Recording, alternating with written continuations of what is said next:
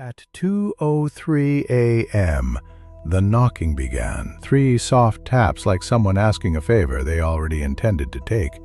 The fans in my server tower struggled, a tired animal breathing hot dust.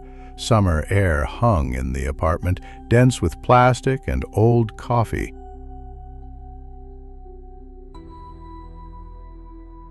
My hallway light stuttered, then steadied. I stood barefoot on cracked linoleum, a knife sweating in my hand. When I opened the door, the street was an aquarium of sodium orange light. No one on the sidewalk, just an envelope lying on the doormat. Cream, heavy, the flap sealed with something that smelled faintly sweet, like candy, like breath mints, or formaldehyde. I didn't open it, not yet. I locked every lock I had and let the hallway light buzz like a trapped fly. This started, if it started anywhere, with me thinking I could be careful enough. I wasn't trying to be a hero. I just wanted a place where people could speak without the childishness of bans and reports. I read everything, blogs, wikis, angry screeds, and hardened my old laptop into something that felt bulletproof. No budget for a VPS, so I bolted that humming Frankenstein into my closet, threw a blanket over the door to baffle the sound, and called it a server. For months, it worked. Donations trickled in, enough for ramen and a new keyboard. The forum grew. People argued about nothing and everything. I slept to the soft, clean purr of fans. Then, the purr lurched. One evening I came home to find my tower frozen. The screen was a flat, wintry blue. I power cycled. It beeped twice, then 4 times, then cut itself off like it had had enough of me. The RAM was dead. The store clerk said with sympathy he might use for a pet. Faulty sticks happen. I replaced it. I told myself machines fail. I told my users I was sorry. The fans settled back into their breath sound. It felt normal again. 5 months later, I came home. On a glitter of summer-long shadows, grill smoke drifting up from the neighbor's balcony, and found a message waiting in my private inbox. No greeting, just a list. My name, my address, my bank details, passwords like old skins, a secret email I never used. My throat went dry. Heat pressed closer. I took the site down, yanked the Ethernet, and for a moment it felt like I'd pulled my own IV. My phone vibrated. A text from a number that wasn't one. I know everything about you. Then a call. A voice without an accent. Smooth as white paint. Don't talk. 2 Bitcoin or things get worse. Wallet address to follow. I paid. I paid because my hands were shaking and because I thought money was the only door between me and worse. The second call came while I watched the transfer confirm. Thank you for complying, the voice said. Unfortunately, someone I know really likes you. Click. I didn't sleep. Around 2, the knocking started. The envelope waited.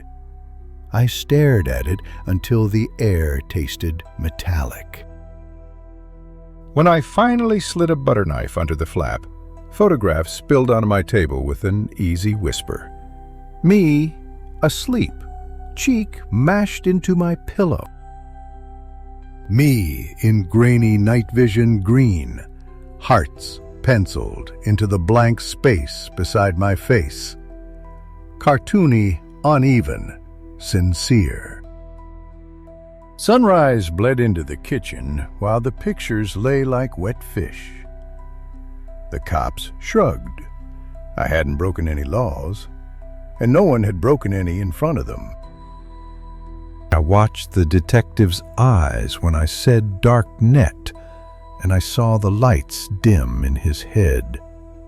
I went home to the ghost smell of the envelope and unplugged everything I own. I stuffed my gear into a duffel and called Marcus. He understood fear. He let me crash on his couch, then his spare room. We ate takeout in silence, watched mindless shows, waited for something to happen. It did.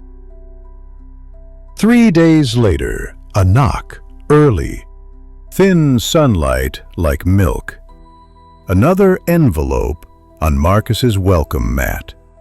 The same paper, the same sweet smell. New angles of my face asleep in his guest bed. The same hearts. We made a plan because plans feel like walls. Cameras in the hall. A bar across the guest room window. Bed stuffed with pillows under the blanket, arranged to suggest breathing. The front door latched, but not locked, just enough to whisper when it moved.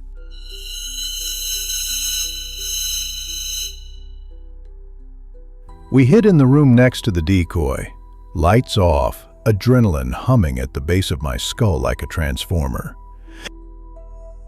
Around 1. The latch trembled. The door drifted open and eased shut. A figure passed our cracked door, more absence than presence, a hollow darkness that seemed to move the air. Bare feet, no sound. The decoy bed sighed as weight touched it. We counted to 10 with our breath, with the clicks of Marcus's oven cooling in the kitchen. Now we hit the guest room, slammed it, wedged a chair under the knob, shoved a metal bar into the bracket Marcus had screwed into the wall, locked in, no way out without force. The cameras showed a silhouette pacing in the spill of streetlight from between the blinds. Thin, head tilted, like listening. We called the police. We waited. The figures stopped by the window, and for the first time I thought I saw a hand. Small, pale. In it, something flat, a placard. Letters scrawled in marker. I love you. Then a tiny mechanical cough. A sound that didn't sound like a gun until silence spread from it like ice cracking. Light went whiter. My knees went weak. The camera showed the silhouette turn to the wall and become an absence again. The police took us down on the floor the way they do when they're afraid for you and themselves at the same time. An ambulance's lights twitched against Marcus's ceiling. People spoke in quick, hard syllables. I said, "He's in there," and my voice didn't sound like mine.